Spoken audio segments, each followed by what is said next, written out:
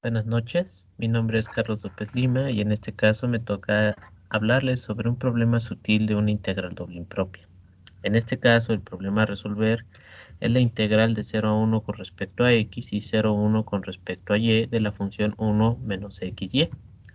Bueno, si nosotros graficamos la función 1 entre 1 menos xy que tenemos en este lado, a simple vista no podemos saber si el área es finita o infinita. Y si aún a esto utilizáramos en este caso las curvas de nivel, tendríamos el mismo problema. Sin embargo, pues bueno, pues en este caso podemos considerar la función que es la integral de esta función.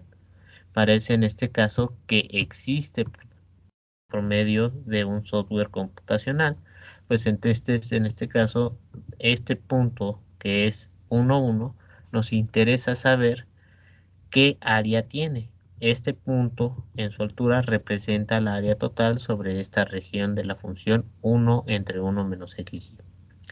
Para esto, pues bueno, noten que en 1 no podemos, en este caso, evaluar de manera inmediata porque en este caso tenemos una divergencia. Esta integral se define el límite cuando t tiende a 1 para valores menores que 1. Para poder resolver este problema, en este caso, noten que x a la n es 1 entre 1 menos x, siempre que el valor absoluto de x sea menor que 1. Si nosotros tomamos xy como argumento, entonces 1 entre 1 menos xy va a ser la sumatoria desde n igual a 0 hasta infinito por xy a la n. Considerando que el valor absoluto de xy es menor que 1, entonces, como nosotros estamos integrando en x y y en el intervalo de 0 a 1, podemos intercambiar el signo de la integral con el símbolo de la sumatoria. Y en este caso, como la variable x y y son independientes, integrando con respecto a x y y evaluando en los límites 0 y 1, tenemos la sumatoria desde n igual a 0 hasta infinito de 1 entre n cuadrada. Ahora hay que encontrar el límite desde n igual a 0 hasta infinito de 1 sobre n cuadrada. Para ello, una forma de resolverlo es considerando resultados de variable compleja, considerando que una función que no oscila es menos las sumatorias desde i igual a 1 hasta k, donde k mayúscula es el número de residuos, de pi por la cotangente de pi z por f de z, donde en este caso los polos son en la función f de z y z es una variable compleja. Al considerar f de z como z cuadrada más a cuadrada menos 1 y a mayor que 0, entonces la función f de z tiene polos en más y menos y veces a, es decir, sobre el eje imaginario. Ahora necesitamos encontrar el residuo de z en i igual a, que es el límite cuando z tiende a i veces a de z menos ia entre z cuadrada más a cuadrada de pi por la cotangente de pi z.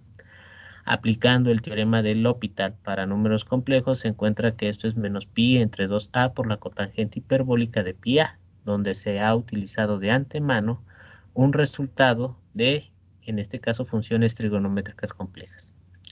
Por otra parte, para el punto z igual a menos i veces a, se va a obtener el mismo valor, menos pi entre 2a por la cotangente hiperbólica de pi veces a.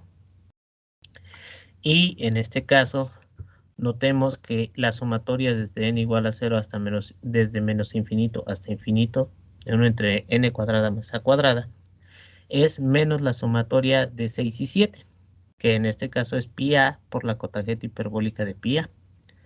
Y noten que en este caso, la serie con argumento n es par con respecto a esa variable.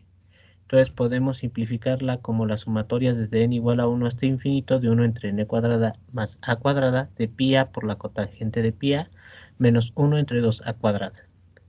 Entonces, de esta manera, noten que cuando a tiende a 0, nos queda la sumatoria desde n igual a 1 hasta infinito de 1 entre n cuadrada. Y esto es igual al límite cuando a tiende a 0 de la sumatoria de n igual a 1 hasta infinito, que es calcular este límite de la expresión 9 y se obtiene pi cuadrada sobre 6. Bueno, pero por otra parte, algo que no se ha comentado es que este ejercicio es de un libro de cálculo de varias variables. En este caso, un alumno que lleva cálculo de varias variables todavía no ha llevado variable compleja, por lo que en este caso hay que responder este problema utilizando los conocimientos que tiene a su disposición. Si nosotros consideramos un cambio de dos variables, x igual a u menos b entre raíz de 2 y y igual a u más b entre raíz de 2, entonces necesitamos calcular el determinante de la matriz jacobiana en las variables u y v, que son funciones de x y y. Por lo tanto, tenemos que calcular las derivadas parciales de u con respecto a x y de la misma manera para la variable v. Entonces, en este caso, nosotros tenemos que tener a u y v como funciones de x y y, encontrar las derivadas parciales y tomar el determinante. No es muy fácil, no es muy difícil obtener en este caso que el determinante de la matriz jacobiana es 1. Y por otra parte, si nosotros hacemos la representación del dominio del cuadrado de 0 a 1 a 0 a 1, por medio de un análisis de las fronteras podemos darnos cuenta que es un cuadrado rotado 45 grados con respecto al eje U en el sentido del horario del reloj. Así que de esta manera hay que encontrar la integral en el plano U y V con respecto a los límites de integración. Es decir, la integral de 0 a 1 con respecto de x y 0 a 1 con respecto de y de nuestra función a integrar, ahora va a pasar de 0 a 1 entre raíz de 2, que es este límite superior de esta línea, y de, en este caso, 1, con respecto a u, sería desde 0 a 1 entre raíz de 2, y v varía desde, en este caso, u a menos u. En este caso, después de este punto, noten que las funciones cambian, entonces tendremos que considerar la integral de 1 entre raíz de 2 hasta raíz de 2, de menos raíz de 2 más u, raíz de 2 menos u, y el integrando 1 entre 1 menos xy, al hacer el cambio de variable, nos queda 2 entre 2 menos u cuadrada menos v cuadrada. Ahora hay que integrar 15 con respecto a la variable v.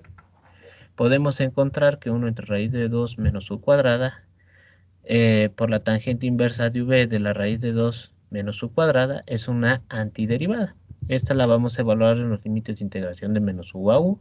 Y de la misma manera para la segunda integral del lado derecho de 15, pero con límites de integración raíz de 2 menos u y menos raíz de 2 más u. Ahora, después de que se evalúen los límites de integración, tendremos la tangente inversa evaluada en u entre la raíz de 2 menos u cuadrada, dividida entre raíz de 2 menos u cuadrada por el diferencial de u. Todo esto multiplicado por un número 4, que en este caso, si uno se da cuenta, la función 2 entre 2 menos u, de menos u cuadrada menos v cuadrada es una función par con respecto a la variable v. Y recuerden que se está integrando considerando el 0 a la mitad. Entonces, es 2 veces esa integral. Además, noten que para poder resolver la ecuación 18 necesitamos un cambio de variable. Si se considera u como la raíz de 2 de seno de teta, el diferencial de u es raíz de 2 por el coseno de teta diferencial de teta. Quiero que observen que raíz de 2 menos u cuadrada es en este caso coseno de teta, seno de teta entre coseno de teta, en este caso nos da la tangente de teta, y la tangente inversa de la tangente de teta nos da teta. El diferencial de u entre el coseno de teta, pues en este caso aquí se elimina, y vamos a tener la integral de 4 desde 0 a pi sextos de teta diferencial de teta más 4 desde pi sextos a pi medios, después de hacer los cambios de límites de integración, de la tangente inversa de 1 menos seno de teta entre el coseno de teta diferencial de teta. Y al integrar nos da pi cuadrada sobre 6. Lo cual no es muy difícil de integrar la segunda parte. Si tenemos en cuenta que seno de teta y coseno de teta, hay que aplicarle, en este caso, una identidad de la suma del ángulo doble. Con esto, llegamos a que el resultado en la ecuación 10 y 19, por los diferentes caminos, tienen el mismo resultado, pi cuadrada sobre 6. Pero hacemos énfasis en que, pues, El segundo procedimiento es utilizando conocimientos que se llevan hasta un curso de cálculo de varias variables. Es decir, para algunos compañeros que no han llevado variable compleja, la solución número 1 no pueden acceder. Es evidente que utilizando variable compleja se reducen muchos pasos. Más aún, la cantidad de temas a utilizar para resolver este problema se pueden resumir en desarrollar funciones por medio de una serie geométrica, la integración de series, identidades trigonométricas complejas y cálculo de una serie por medio del teorema del residuo.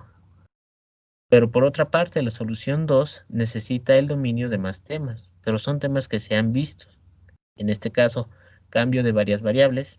En este caso, resultó que es para 2, que está íntimamente relacionado con una transformación lineal, que es algo que ven en álgebra, el cálculo de la matriz jacobiana, cuya matriz jacobiana está relacionada con las derivadas parciales, el determinante de la matriz jacobiana, el cambio de una región de integración, es decir, cómo cambia el dominio, y, en este caso, propiedades de la función inversa y suma y diferencia de ángulos de funciones trigonométricas para poder integrar la ecuación 18.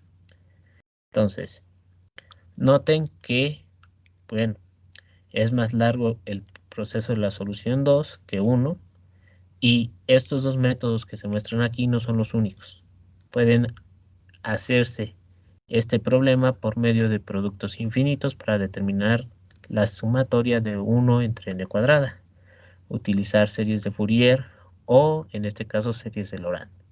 Pero estos temas, reitero, quedan fuera del alcance para un alumno que ha llevado solo el curso de cálculo de varias variables. Entonces hacemos énfasis en la segunda solución para resolver este problema. Con esto terminamos esta exposición del póster. Agradecemos su atención y me despido. Muchas gracias.